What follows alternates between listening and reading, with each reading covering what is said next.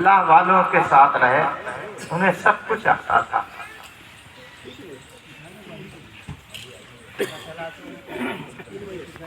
تو مکان سب سے پہلے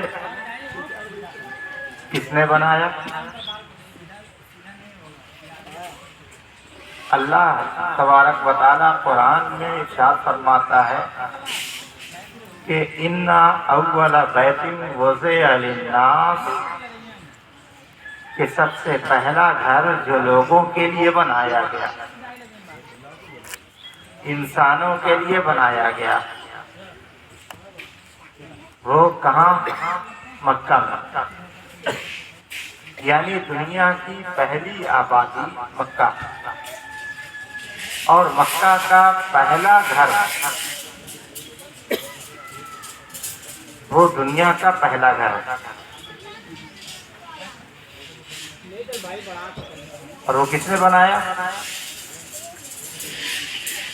انسانوں نے بنایا، انسانوں کے لیے، انسان نے بنایا انسانوں کے لیے، یعنی وہ حضرت آدم کا بنایا ہوا ہے۔ حضرت آدم علیہ السلام کی جب توبہ قبول ہوئی اور حضرت حوا علیہ السلام سے ملاقات ہوئی، تو ان دونوں نے جو سب سے پہلا کام کیا کہ ہم لوگ کہیں اچھی سی جگہ دیکھ کر کے اپنا گھر بنا لیں۔ اب جگہ دیکھنے کے لیے نکلے عرفات کے میدان سے، تو ان کو جو جگہ پسند آئی وہ مکے کی زمین، ان کو بڑی اچھی لگی، اور اس کے بیچ میں انہوں نے اپنا گھر بنایا۔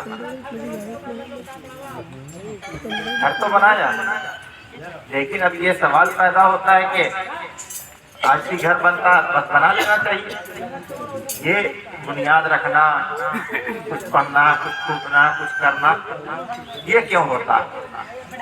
تو حضرت آدم علیہ السلام نے بھی یہی کیا تھا کہ جب گھر بنایا تو اس کی نیو میں جنت سے جو ایک پتھر لائے تھے، جب جنت سے زمین پہ بھیجا گیا تھا تو وہ جنت کا ایک پتھر ان کے ساتھ کر دیا، لیتے جاؤ، تمہارے لیے جنت کی نشانی ہے، جنتی پتھر۔ تو حضرت آدم علیہ السلام نے کیا یہ کہ اس پتھر کو نیو میں رکھ دیا، پہلا پتھر، اسی کے بعد اس کی مکان کی پوری نیو مکمل کی، رہا حضرت آدم کے پاس وہ مکان۔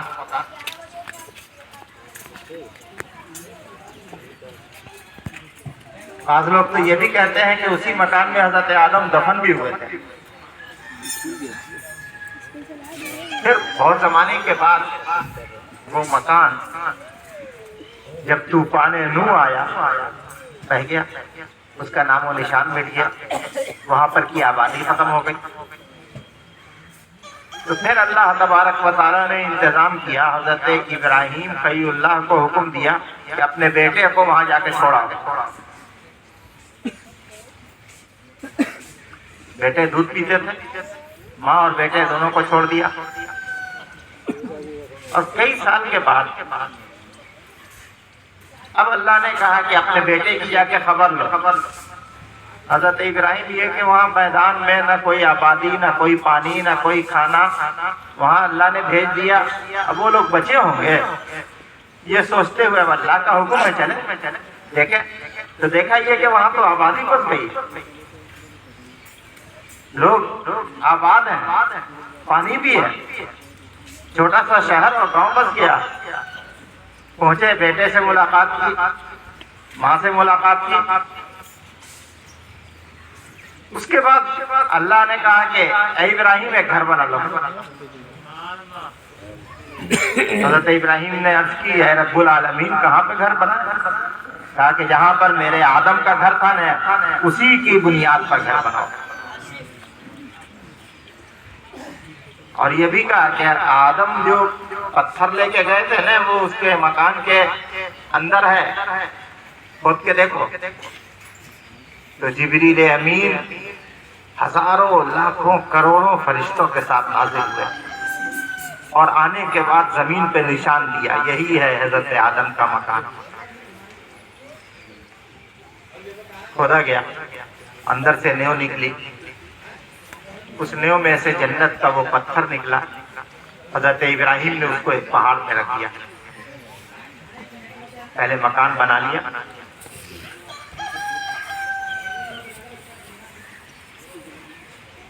آپ کو تھوڑا سا اس مکان کے بارے میں بتائیں کہ کیسے بنایا۔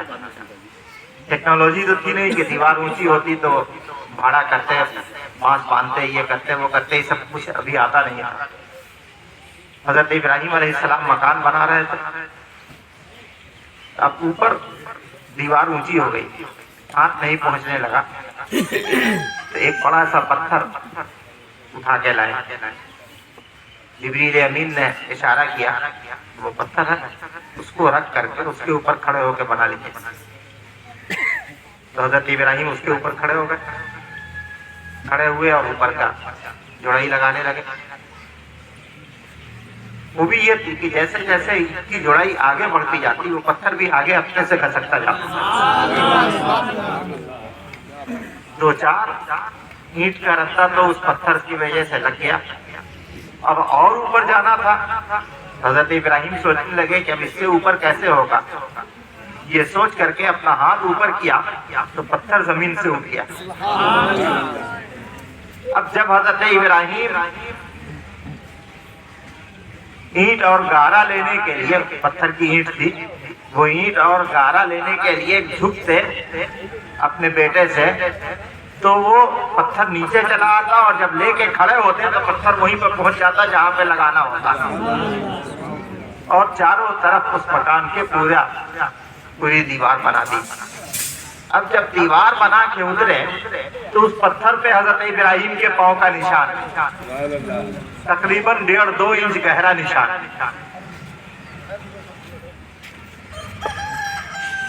اس نشان کو حضرت ابراہیم نے وہیں پر چھوڑ دیا، یہیں پر رہے گا۔ اور جو پتھر وہاں سے لائے تھے، نکالا تھا نیو سے، جو حضرت آدم لائے تھے، پہاڑ پہ رکھ دیا تھا، اس پہاڑ سے اٹھا کر کے لائے۔ اس پہاڑ سے جس راستے سے پتھر اٹھا کر کے لائے، اس راستے کو ابراہیم خلیل اللہ کا راستہ کہا جاتا ہے۔ آج بھی اس کا وہی نام ہے، شارع ابراہیم خلیل۔ اور سامنے وہ پہاڑ ہے جہاں رکھا گیا تھا پتھر۔ آ کر کے اس پتھر کو جو جنت کا تھا، اس کے دروازے کے بغل میں کونے پر لگا دیا گیا۔ وہ پتھر اتنا مقدس ہے کہ جو اس کو چومتا ہے، جو اس کو چھوتا ہے، اللہ تبارک و تعالیٰ اس کے گناہ معاف کر دیتا ہے۔ اسی کو حجر اسود کہتے ہیں۔ اب مکان بن گیا۔ اب مکان بننے کے بعد اللہ تبارک و تعالیٰ نے کہا کہ یہ میرا مکان ہے، ابراہیم تمہارا نہیں ہے۔ مکان تو بنایا ہے تم نے، لیکن یہ مکان میرا ہے۔ تو اب تم کو ایک وعدہ کرنا پڑے گا۔ کیا کہ تیرا بیتیا للطائفین والعاکفین والرکع، میرے مکان کو صاف ستھرا رکھو گے، طواف کرنے والوں کے لیے، رکوع کرنے والوں کے لیے، سجدہ کرنے والوں کے لیے۔ تو اس مکان کو حضرت ابراہیم خلیل اللہ نے صاف ستھرا رکھا۔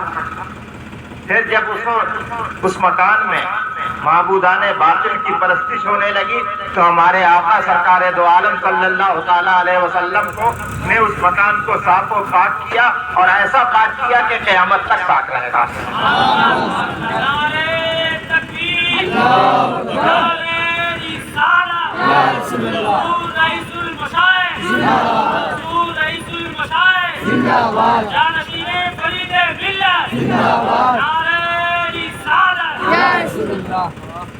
تو اب وہ مکان وہی ہے جس کو ہم کعبہ کہتے ہیں۔ تو اسی مکان سے سارے مکان کی نسبت ہے کہ جب سے وہ مکان بنا ہے تب سے لوگوں نے مکان بنانا سیکھ لیا۔ پہلا مکان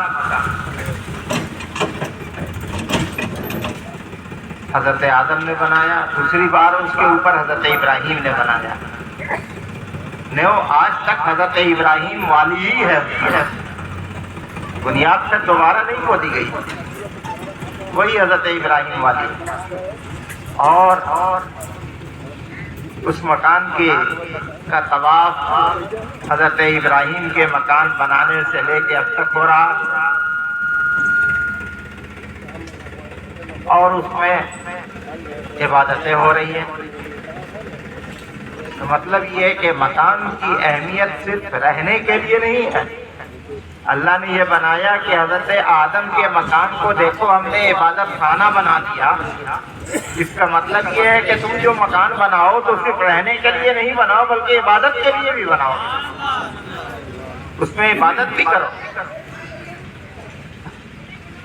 تو مکان بنانے میں نیو میں پتھر رکھنا، دیوار میں کچھ لگانا تبرک کے لیے، نیو میں پتھر رکھنا تبرک کے لیے، یہ حضرت آدم کی سنت، دیوار میں لگانا یہ حضرت ابراہیم کی سنت، مکان کے سامنے بھی کچھ بنانا نشان قدم حضرت ابراہیم کا، یہ بھی حضرت ابراہیم کی سنت۔ آج تک وہ نشان قدم جو حضرت ابراہیم کا ہے وہ کعبے کے پاس رکھا ہوا، کئی ہزار سال گزر گئے اور وہ نشان ویسے ہی رکھا ہوا، بلکہ اس کی اتنی اہمیت ہے اس نشان کی کہ اللہ تبارک و تعالیٰ نے کہا قرآن حکیم میں کہ وَاتَّخِذُوا مِن مَّقَامِ إِبْرَاهِيمَ مُصَلًّى، نشان قدم ابراہیم کو اپنی نماز کی جگہ بناؤ۔ تو لوگوں نے پوچھا یا رسول اللہ اس کا مطلب کیا ہے؟ تو حضور نے فرمایا کہ جب طواف کر لو تو اس نشان کے پیچھے کھڑے ہو کر کے نماز ادا کرو، 2 رکعت نماز۔ جو بھی کوئی آتا ہے خانہ کعبہ کا طواف کرتا ہے، حج کرتا ہے، عمرہ کرتا ہے، تو طواف ضروری ہے سب۔ تو اس طواف مکمل نہیں مانا جائے گا جب تک کہ 2 رکعت نماز واجب طواف کی نیت سے اس مقام ابراہیم کے پیچھے کہیں پر بھی پیچھے ہونا چاہیے، اس کے پیچھے کہیں پر بھی پڑھ لے۔ اگر پڑھ لیا تو طواف ہو جائے گا، اور جب طواف ہو جائے گا تو حج ہو جائے گا۔ حج کے جو ارکان ہیں وہ مکمل اسی وقت ہوں گے جب وہ 2 رکعت پڑھ لے گا، یعنی طواف اسی وقت مانا جائے گا۔ تو لوگوں نے پوچھا یا رسول اللہ پیچھے پڑھنے کا مطلب یہ ہے کہ آگے مقام ابراہیم رہے گا؟ ہاں، آگے مقام ابراہیم رہے گا۔ حضور نے ویسے ہی پڑھ کے دکھلایا۔ اب ذرا ایک چیز پر غور کرنے کی، آگے اگر قرآن رہتا تو ایک بات ہوتی، آگے حدیث و شریعت رہتی تو ایک بات ہوتی، آگے کوئی احکام الہی کی کوئی آیت رہتی تو ایک بات ہوتی۔ یہاں آگے میں حضرت ابراہیم کے پاؤں کا نشان ہے اور پیچھے نماز ہے، یعنی امامت کی جگہ پر، مطلب یہ امامت کی جگہ پر حضرت ابراہیم کے پاؤں کا نشان اور پیچھے مقتدی۔ تو جب ابراہیم خلیل اللہ کے پاؤں کے نشان کا یہ عالم ہے تو محمد رسول اللہ کے پاؤں کے نشان کا کیا عالم ہوگا؟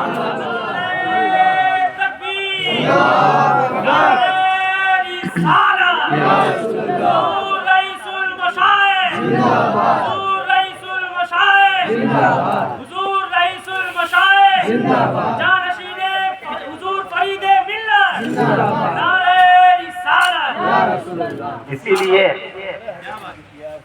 ہم اہل سنت سرکار کے نشان قدم کو چومتے ہیں، اس لیے کہ اس کی عظمت، اور اللہ نے یہ بتلا دیا کہ نبی کے پاؤں کے نشان کی کیا عظمت ہوتی ہے۔ اب تھوڑی کہ ہر نبی کے پاؤں کا نشان محفوظ کیا جاتا اور ہر ایک کی عظمت الگ الگ بتائی جاتی ہے۔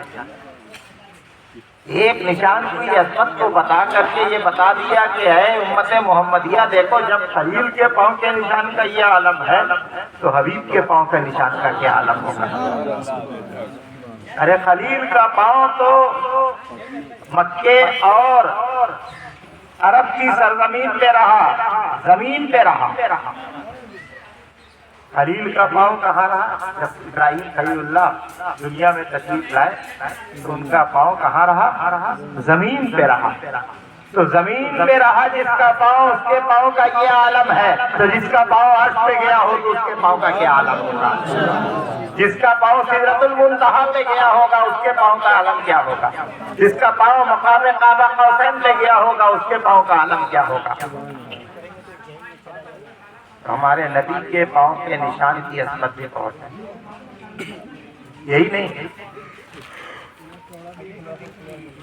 خانہ کعبہ بننے سے پہلے جب حضرت ابراہیم نے اپنے صاحبزادے کو بھیج دیا، اس دن کا کھانا پانی لے کر کے تو ختم ہو گیا، کھانا ختم ہو گیا، پھر بعد میں پانی بھی ختم ہو گیا. تو حضرت اسماعیل چھوٹے سے تھے، شیرخوار تھے. اب ان کے لیے نہ دودھ ہے نہ پانی ہے، بھوک سے بالکل بے چین ہے. اب لگتا ہے کہ جان نکل جائے گی. ان کی والدہ حضرت ہاجرہ وہ پانی کے لیے بے چین ہوئی. وہاں تو بالکل ویرانہ تھا، کوئی آبادی نہیں، ایک پرندہ بھی پر مارنے والا نہیں تھا. ایک پہاڑ پہ چڑھ گئی، چھوٹا سا پہاڑ تھا.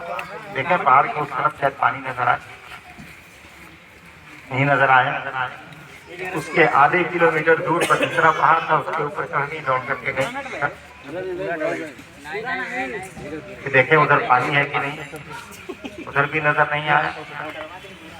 اس طرح سے وہ بار بار دوڑتی رہی، کبھی اس پہاڑ پہ کبھی اس پہاڑ پہ کبھی اس پہاڑ پہ. اور درمیان میں جہاں پر نظروں سے اوجھل ہو جاتے اسماعیل میدان میں لیٹے ہوئے تو وہاں پر دوڑ کر کے چلتی. پھر جب ذرا اونچائی پہ چڑھتی تو حضرت اسماعیل کو دیکھتی ہوئی پہاڑ پہ چڑھتی تو پھر پانی تلاش کرتی. اسی بیچ میں دیکھا انہوں نے، جب دوسرے والے پہاڑ پہ چڑھی 7ویں مرتبہ، تو انہوں نے دیکھا یہ کہ جہاں پہ اسماعیل ہے وہاں پر پانی نظر آ رہا تھا. اللہ تبارک و تعالیٰ نے جبریل امین کو حکم دیا کہ جاؤ جا کے اسماعیل کے قدموں کے پاس زمین پہ اپنا پر مارو کہ زمین سے پانی کا چشمہ جاری ہو جائے. پر مارا، حضرت اسماعیل کا پاؤں پانی میں ڈوب رہا تھا اور زمین سے پانی نکل رہا تھا. حضرت ہاجرہ دوڑی ہوئی آئی، ریت سے اس پانی کو گھیرا، بیٹے کو گودی میں اٹھایا اور سب سے پہلے وہ پانی پلایا. معلوم ہے اسی پانی کا نام ہے زمزم. اور اس پانی کا مرتبہ یہ ہے کہ جنت کے پانی سے بھی اس کا مرتبہ زیادہ ہے، اس لیے کہ اس کی بھی دلیل ہے کہ جنت سے بھی زیادہ مرتبہ ہے کہ جب حضور کا سینہ مبارک جبریل امین میں بچپن میں دھویا تھا اور اعلان نبوت سے پہلے اس کو 3 بار دھویا گیا. پہلے 2 بار جنت کے پانی سے، اور جو اس کو فائنل کیا گیا تو آب زمزم سے دھویا گیا. تو فائنل والا پانی تو زیادہ پاک ہوتا ہے. ہم لوگ بھی جب دھوتے ہیں، کپڑا دھوتے ہیں، برتن دھوتے ہیں، جو آخری دھوتے ہیں تو ذرا بہت صاف پانی ہونا چاہیے، اس لیے کہ ساتھ دھویا جا رہا ہے. تو اس پانی کا اتنا مرتبہ کیوں؟ حضرت اسماعیل کے ایڑی کے نیچے سے نکلا ہے. تو جس کے ایڑی سے نیچے سے نکلا تو اس کا مرتبہ اتنا ہو گیا کہ جنت کے پانی سے بھی اعلیٰ ہو گیا. حوض کوثر کے پانی سے بھی وہ اعلیٰ پانی ہے آب زمزم کا. یہ اللہ نے بڑی نعمت عطا کی ہے مسلمانوں کے لیے کہ دنیا میں جنت سے افضل پانی عطا کر دیا. اس پانی کی کتنی فضیلتیں ہیں. اس پانی میں حضرت اسماعیل کا پاؤں لگ گیا، اس پانی میں حضرت ہاجرہ کا ہاتھ لگ گیا، اس پانی میں حضرت جبریل امین کا پر لگ گیا، اور پھر آخر میں اللہ کے نبی نے اس پانی کو لے کر کے اس کو منہ میں رکھا اور اس کو پھر واپس کنویں میں ڈال دیا تو نبی کا کی کلی لگ گئی اس پانی میں. قیامت تک کے لیے وہ پانی افضل ہو گیا. دنیا کا سب سے افضل پانی. لیکن ایک پانی اور ہے جو اس سے بھی افضل ہے، لیکن اب وہ مل نہیں سکتا.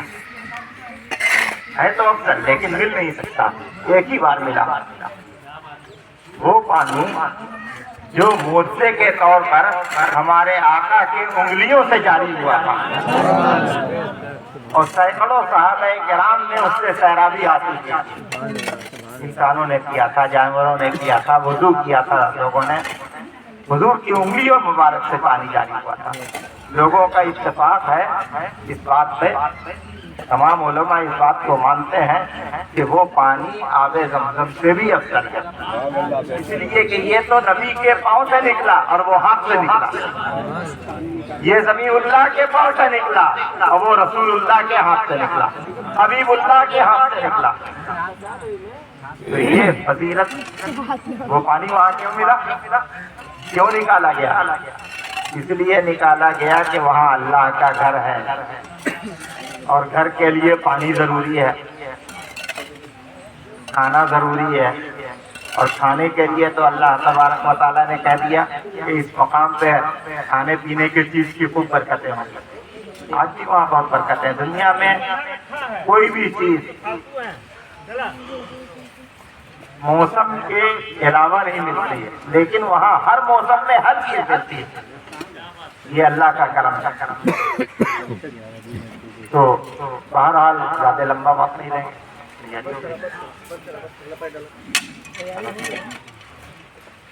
گڈو بھائی، ادھر تیاری ہو گئی ہے؟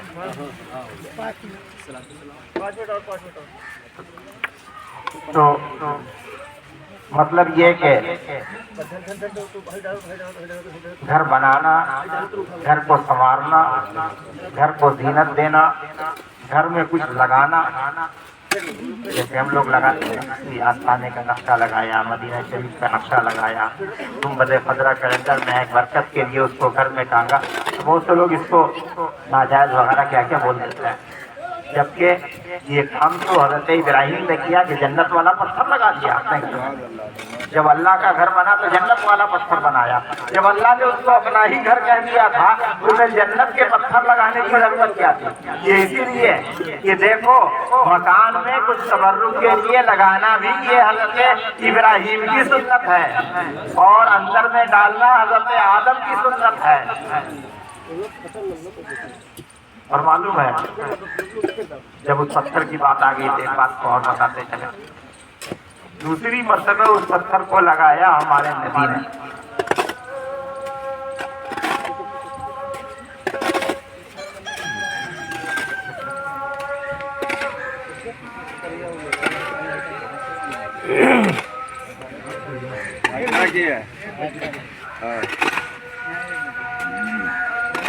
ہم لوگ کا 1 بجے